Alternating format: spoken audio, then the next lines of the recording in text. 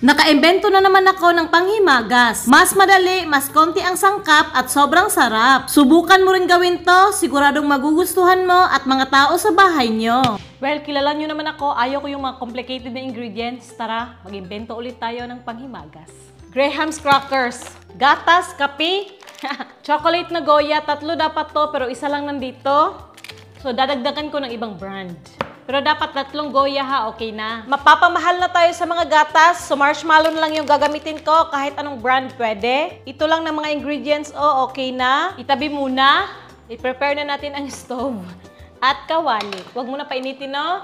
Tandaan, pwede na 3 Goya ha, pero isa lang ang nandito. Kaya dadagdagan ko na lang ng ibang chocolate. Patunawin muna natin to sa sobrang hina na apoy. Ganito natunaw na yung chocolate. Ilagay na natin tong marshmallows. Tapos dito tayo, 400 ml na tubig. Itimpla natin tong swakpak. Okay lang na malabnaw para hindi masyadong matamis yung panghimagas natin. Kaya na yan. At ilunod natin sa kawali. Yan. Siyempre, uukayin natin hanggang matunaw yung marshmallows. Ayan, nag-uumpisa ng matunaw yung mga marshmallows. Siyempre, tutunawin natin to ng maayos. Konti na lang, matutunaw na ng tuluyan yung mga marshmallows. Ayan, tunaw na. Pag ganito na yung itsura na medyo malapot na, patayin na yung apoy. Yung apoy is nakapatay na ha. Palalamigin lang natin to saglit. Tapos dito tayo sa gilid. Tubig, itimpla natin tong black coffee. Haluin. Nasubukan nyo na bang magkape sa plato? Charot lang. Okay na to. Kahit anong lalagyan na gusto nyo. Tapos itong Graham's crackers. Ilublob lang natin sa kape para lumambot at para hindi masyadong matamis. Tapos iplastar. Yan.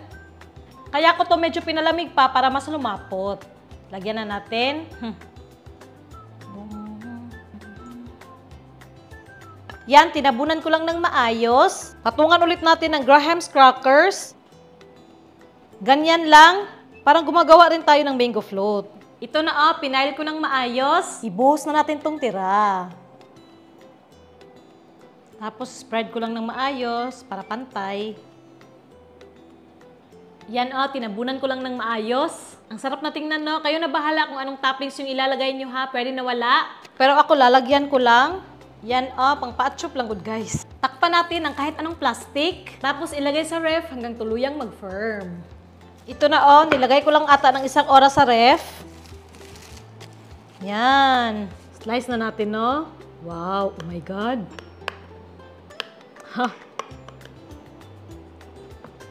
Ayan, Kaya close natin,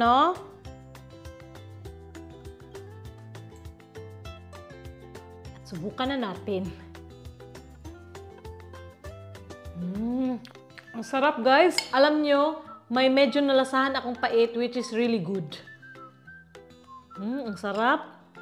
Subukan nyo rin to, sobrang dali.